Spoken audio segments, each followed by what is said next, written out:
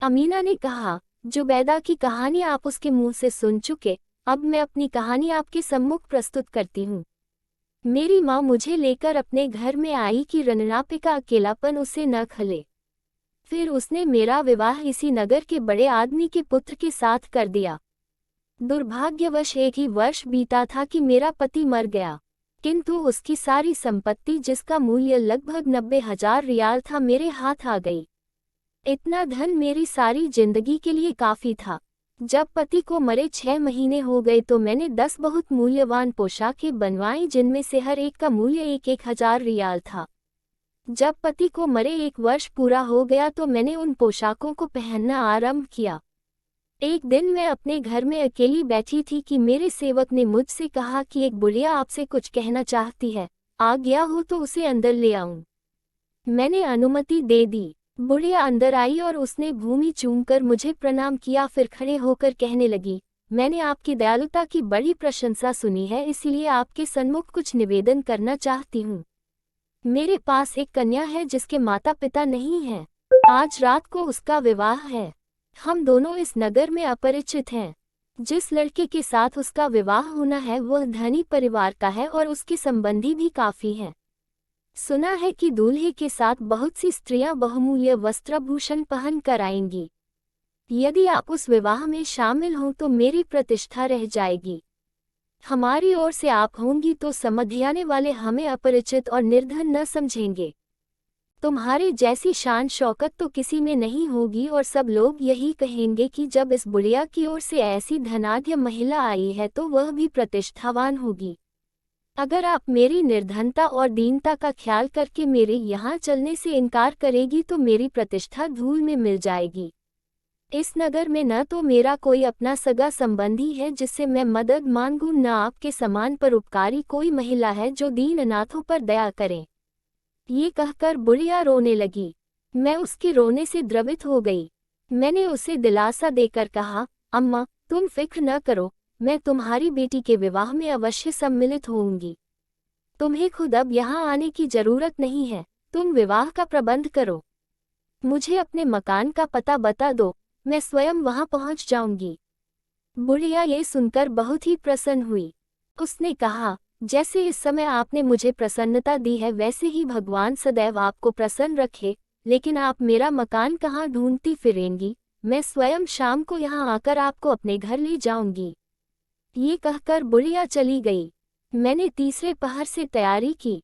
एक बहुमूल्य जोड़ा कपड़ों का निकालकर पहना, बड़े बड़े मोतियों की माला पहनी तथा और भी बहुत से रत्नजटित आभूषण यथा बाजूबंद, कर्णफूल, अंगूठियां आदि पहने।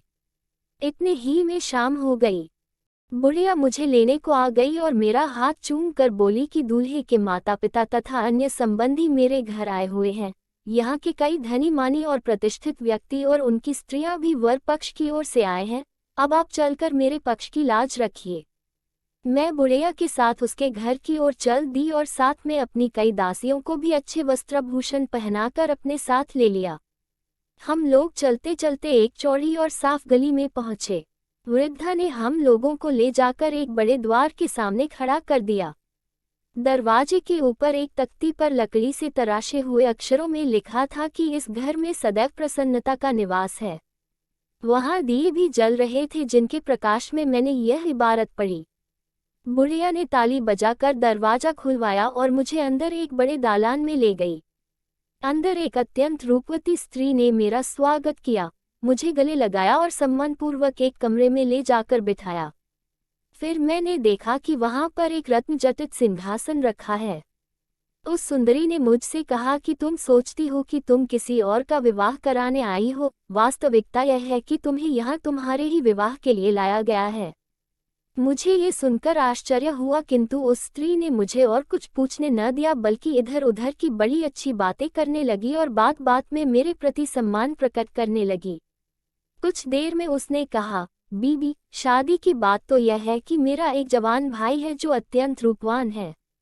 उसने तुम्हारे रूप और गुणों की बड़ी प्रशंसा सुनी है और तुम पर मोहित हो गया है। वह तुमसे विवाह करने को अत्यंत लालयित है। यदि तुम उसके साथ विवाह करने से इनकार करोगी तो उसे अति क्लेश होगा और उसका दिल टूट जाएगा। मैं ईश्वर की सौगंध खाकर कहती हूँ कि वह नौजवान हर प्रकार तुम्हारी संगति के योग्य है। तुम सब पर पूरा भरोसा रख सकती हो। वह बड़ा प्रसन्नचित्त आदमी है और तुम्हें हर तरह खुश रखेगा। वह स्त्री बहुत देर तक इसी प्रकार अपने भाई की बात करती रही और उसकी प्रशंसा के पुल बांधती रही। अंत में उसने मुझसे कहा कि तुम्हारी ओर से जरा सा भी इशारा हो तो मैं उस आदमी से तुम्हारे आने के बारे में कहूँ। यद्यपि पहले पति के मरने के बाद मेरी विवाह करने की तनिक भी इच्छा नहीं थी, तथापि उस स्त्री ने उस आदमी की इतनी प्रशंसा की थी कि इनकार करने की भी इच्छा बिल्कुल न हुई। मैं उसकी बात पर मुस्कराकर चुप हो रही।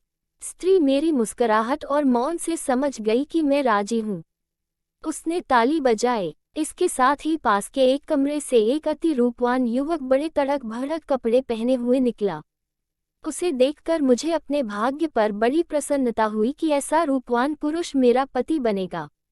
वह मेरे पास बैठा और मुझसे अत्यंत शिष्टता और बुद्धिमत्तापूर्वक बातें करने लगा।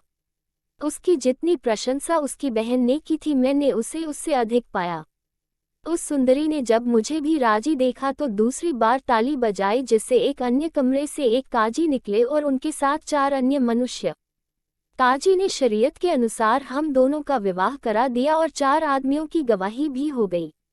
मेरे पति ने मुझसे वचन लिया कि मैं किसी अन्य पुरुष से बात न करूंगी, बल्कि देखूंगी भी नहीं, सदैव पातिव्रत्य का पालन करूंगी और उसकी आज्ञाओं का प्रसन्नतापूर्वक पालन करूंगी।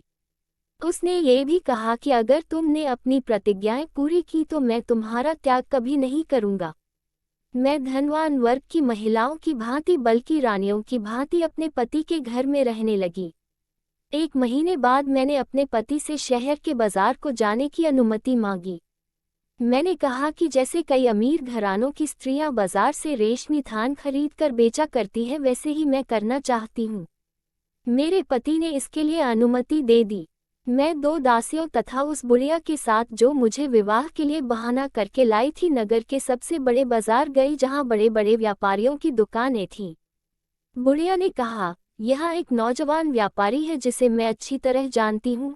उसकी दुकान जैसे बहुमूल्य थान कहीं और न मिलेंगे। मैंने भी सोचा था कि एक ही जगह अच्छा माल मिल जाए तो जगह जगह क्यों भटके, इसीलिए उस व्यापारी की दुकान पर चली गई। व्यापारी जवान ही नहीं, अत्यंत रूपवान था। बुढ़िया ने मुझसे कहा कि यहाँ बहुत माल है, तुम व्यापारी से जो भी चाहो मांग लो।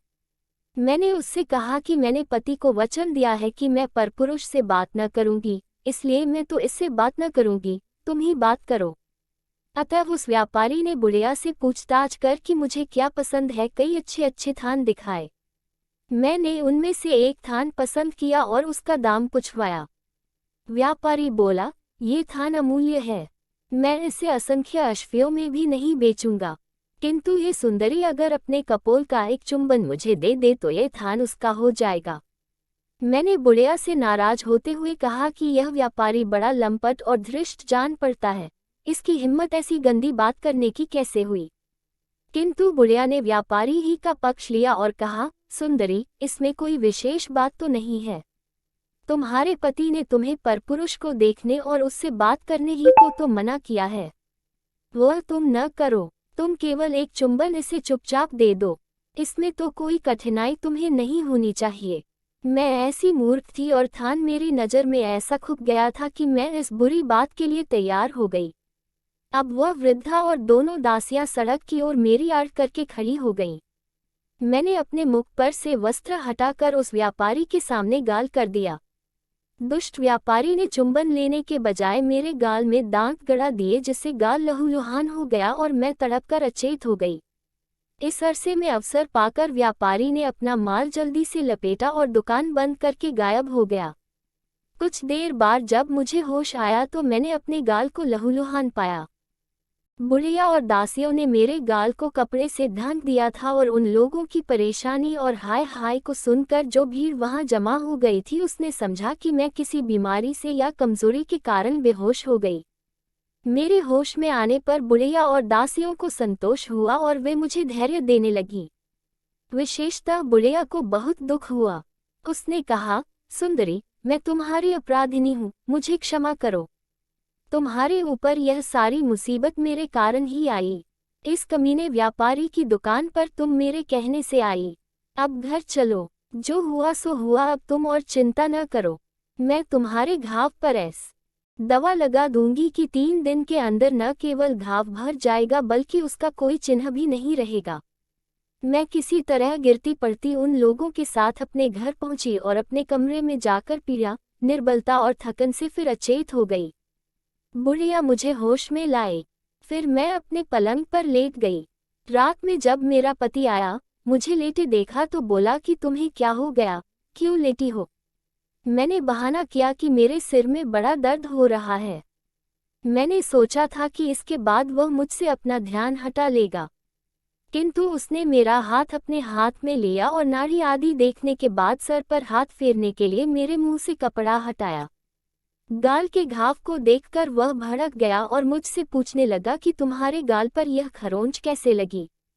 वैसे मेरा कोई कसूर न था और मैं उसकी अनुमति लेकर ही बाजार गई थी, किंतु उससे सच्ची बात कहने का मुझे साहस नहीं हुआ। मैंने बहाना बनाया कि जब मैं बाजार जा रही थी तो एक लकड़हारा लकड़ी का गट्ठा लेकर मेरे पास से निकला और गट्ठे से बाहर निकली एक लकड़ी गाल में चुभ गई। मेरे पति ने क्रोध में भरकर कहा कि अगर यह बात सच है तो मैं कल सारे लकड़हारों को फांसी पर चढ़वा दूंगा। मैं घबराई कि मेरे इस झूठ से सारे लकड़हारे बेकसूर ही मारे जाएंगे। मैंने अपने पति से कहा कि आप ऐसा अन्याय हरगिज न करें, बेकसूर लकड़हारों को क्यों मरवाएंगे? अगर मेरा अपराध पाएं तो उसका दंड मुझे दे, औरों को नहीं। मेरे पति ने कहा, तुम सच सच क्यों नहीं बताती, गाल में घाव कैसे लगा? मेरी हिम्मत सच्ची बात कहने की अब भी नहीं हुई और मैंने दूसरा बहाना बनाया कि जब मैं जा रही थी तो एक कुम्हार गधे पर बर्तन ले जाता हुआ निकला और गधे का मुझे ऐसा धक्का लगा कि मैं पृथ्वी पर गिर पड़ी और वहां पड़ा हुआ एक कांच का टुकड़ा मेरे गाल में चुभ गया। मेरे पति ने कहा, अगर तुम्हारी बात सच है तो मैं सुबह ही राजा के मंत्री जाफर से कहकर सारे कुम्हारों को नगर से निकलवा दूंगा। मैं फिर घबराए और मैंने कहा कि मेरे कारण निर्दोष कुम्हारों को सजा क्यों दी जाए। पति ने फिर कहा, जब तक तुम सच्ची बात न कहोगी मेरा रोष कम नहीं हो सकता। मैं बोली कि चलते चलते मुझे चक्कर आ गया जिससे मैं गिर पड़ी और मेरा गाल छिल गया। इसमें किसी का कसूर नहीं है। मेरा पति अब आपे से बाहर हो गया और बोला, तू झूठ पर झूठ बोले चली जा रही है, अब मैं तेरी बहानेबाजी नहीं सुन सकता। ये कहकर उसने ताली बजाई जिससे 3 हबशी गुलाम अंदर आ गए। मेरे पति ने कहा, एक एक आदमी इसका सिर और पांव पकड़े और तीसरा तलवार निकाल ले। फिर तलवार निकालने वाले से कहा कि इस कुल्टा के 2 टुकड़े करके इसकी लाश मछलियों के खाने के लिए नदी में फेंक दे। जल्लाद कुछ झिझका तो मेरे पति ने डांट कर कहा, तू मेरी आज्ञा का पालन क्यों नहीं करता? जल्लाद ने मुझसे कहा, तुम्हारा अंत आ गया है, तुम अंत समय में भगवान का स्मरण कर लो। इसके अलावा और भी कुछ कहना सुनना हो तो कह सुन लो। मैंने कहा कि मुझे थोड़ी देर के लिए जीवन दान मिले तो कुछ कहना चाहती हूँ। मैंने अपना सिर उठाया और सारी बात कहनी चाहिए किंतु हिचकियों और रुलाई के कारण कुछ कह न सकी। मेरे पति का क्रोध बढ़ता ही जा रहा था। उसने मुझे बहुत गालियां दी और बुरा भला कहा। मैं उसकी बातों का कोई उत्तर न दे सकी। मैंने सिर्फ ये कहा कि कुछ अवसर और दिया जाए ताकि मैं अपने पापों के लिए ईश्वर से क्षमा मांग सकूं। किंतु मेरे पति ने इतनी दया न भी की और गुलाम को शीघ्र ही मेरा वध करने की आज्ञा दी। गुलाम मुझे मारने को तैयार हो गया। इतने में बुढ़िया दौड़ती हुई आई। उसने मेरे पति को बचपन में दूध पिलाया था। वह उसके पैरों पर गिर पड़ी और कहा कि तुम मेरे दूध का बदला देने के लिए इसे प्राणदान दे दो। उसने कहा कि उसका कोई दोष नहीं है, तुम इसे निरपराध मारकर ईश्वर को क्या जवाब दोगे? उसके समझाने बुझाने से मेरे पति ने मेरा वध तो नहीं कराया किंतु कहा कि इसे कुछ दंड मिलना जरूरी है। उसकी आज्ञा से गुलाम ने मुझे कोड़ों से इतना मारा कि मैं बेहोश हो गई और मेरे कंधों और छाती पर से कई जगह मांस उधड़ गया। मैं एक महल में बंद कर दी गई जहां 4 महीने तक पड़ी रही। बुढ़िया ने मेरी देख रेख और मरहम पट्टी की। इससे मैं वैसे तो स्वस्थ हो गई किंतु वे काले चिन्ह बाकी रह गए जिन्हें आपने देखा था। जब मैं चलने फिरने के योग्य हुई तो सोचा कि अपने पहले पति के मकान में, जो अभी तक मेरी संपत्ति था, चल कर रहूं। किंतु उस गली में गई तो मकान का चिन्ह भी न पाया, क्योंकि मेरे दूसरे पति ने उसे खुदवाकर जमीन के बराबर कर दिया था। मैं उसके इस अन्याय की फरियाद भी इस डर से न कर सकी कि कहीं ऐसा न हो कि दोबारा क्रोध में आकर मुझे मरवा दें। मैं अपनी जान बचने पर ईश्वर को धन्यवाद देती हुई जुबैदा के पास गई और अपनी संपूर्ण कष्ट कथा कही। उसने मुझे तसल्ली दी। उसने कहा कि तुम मेरे साथ रहो, ये जमाना अच्छा नहीं है, हमें किसी से भी दयालुता की आशा नहीं करनी चाहिए, न उनसे जो हमारी मित्रता का दावा करते हैं, न उनसे जो हमारे रूप पर मोहित हो जाते हैं। उसने कहा कि मेरे पास इतना पैसा है कि हमें कोई कठिनाई नहीं होगी। जुबैदा ने मुझे ये भी बताया कि किस तरह उसकी सगी बहनों की जलन और दुश्मनी की वजह से उसका मंगेतर शहजादा समुद्र में डूब गया और किस तरह उसकी उपकृत परी ने उसकी दुष्ट सगी बहनों को कुतिया बना दिया। मैं उस समय से जुबैदा के पास रहने लगी। मेरी माता का देहांत हुआ तो जुबैदा ने मेरी बहन साफ़ी को भी अपने पास बुलाकर रख लिया। तब से हम तीनों बहनें आनंदपूर्वक रहती हैं। हम लोग भगवान के प्रति आभारी हैं कि हमें कोई कष्ट नहीं है। हम लोग मिलजुल कर घर चलाते हैं। तभी बाजार से सौदा सुलूफ लाने के लिए मैं जाती हूँ, कभी साफ़ी। कल मैं बाजार गई थी और सामान एक मजदूर के सर पर लदवा कर आई। वह बड़ा हंसोर था और शिष्ट भी था, इसलिए हमने उसे दिन भर अपने साथ रहने दिया ताकि अपनी बातों से हमारा मनोरंजन करे। फिर रात को 3 फकीरों ने हमसे रात भर आश्रय देने के लिए प्रार्थना की। हमने उन्हें भोजन कराया और शराब पिलाई। वे रात को देर तक गाते बजाते रहे और हम लोग भी गाते बजाते रहे। फिर मोसिल के 3 व्यापारी जो बड़े सम्राट जान पड़ते थे, रात भर रहने की प्रार्थना करते हुए आए। हमने उनकी भी अभ्यर्थना की। अमीना ने कहा कि यद्यपि हमारे सातों मेहमानों ने वचन दिया था कि वे सब कुछ चुपचाप देखेंगे और किसी बात के बारे में पूछताछ नहीं करेंगे, तथापि उन्होंने यह वचन न निभाया और कुत्तियों के पिटने और मेरे शरीर के दागों के बारे में पूछताछ करने लगे। हमें इस पर बहुत क्रोध आया, यद्यपि हम उन सभी के प्राण ले सकते थे, तथापि ऐसा न किया और उन लोगों से उनका व्यक्तिगत वृतांत सुनकर उन्हें छोड़ दिया। खलीफ हारून रशीद को दोनों स्त्रियों की कहानियां सुनकर अत्यंत विस्मय हुआ। उसने मन में सोचा कि उन फकीरों का, जो वास्तव में राजा और राजकुमार थे, और उन बुद्धिमती स्त्रियों का कुछ उपकार करें। उसने जुबैदा से पूछा कि तुम्हें तुम्हारी उपकार करती परी ने कुछ ये भी बताया था कि तुम्हारी बहनें कब तक कुतियां बनी रहेंगी। जुबैदा ने कहा कि मैंने जो वृतांत आपसे कहा था उसमें ये बताना भूल गई कि परी ने चलते समय मुझे अपने कुछ बाल दिए थे और कहा था अगर तुम इनमें से कोई बाल आग में डालोगी तो मैं संसार के चाहे जिस भाग में हूँ तुम्हारे पास आ जाऊंगी। खलीफा ने पूछा, वे बाल कहाँ हैं? जुबैदा बोली, मैं वे बाल हर समय अपने पास रखती हूँ। ये कहकर उसने एक डिबिया निकाली। उसमें एक पुड़िया में कुछ बाल बंधे थे। उसने उन्हें खलीफा को दिखाया। खलीफा ने कहा कि मैं भी उस परी को देखना चाहता हूं। जुबैदा ने पूरी पुड़िया आग में डाल दी। धुआं उठते ही भूकंप सा आ गया और कुछ क्षणों में चकाचौंध कर देने वाले वस्त्राभूषण पहने परी सम्मुख आ खड़ी हुई। वह खलीफा से बोली, आप पृथ्वी पर ईश्वर के प्रतिनिधि हैं, आपकी जो भी आज्ञा होगी मैं उसका पालन करूंगी। इस जुबैदा ने मेरी प्राण रक्षा की थी, इसीलिए मैं इसकी बड़ी आभारी हूँ। मैंने इसकी बहनों को, जिन्होंने इसके उपकारों के बदले में इससे अत्यंत नीचता का व्यवहार किया था, कुतिया बना डाला। अब मुझे क्या आज्ञा है? खलीफा ने कहा, एक तो ये कि चूंकि ये दोनों अपने किए का काफी दंड पा चुकी है, इसलिए तुम उन्हें फिर इनके पुराने शरीरों में ले आओ। दूसरी बात यह है कि एक आदमी ने अपनी पत्नी को इतना पिटवाया है कि उसके कंधे और सीना काले दागों से भर गए हैं। उस अन्यायी ने इसका पुराना घर भी खुदवाकर जमीन के बराबर कर दिया। उसको अपने पहले पति से जो संपत्ति मिली थी उस पर भी अधिकार कर लिया। मुझे इस बात पर बड़ा खेद है कि मेरे शासन में कोई ऐसा अन्यायी रहता है। तुम तो जानती होगी कि वह कौन है।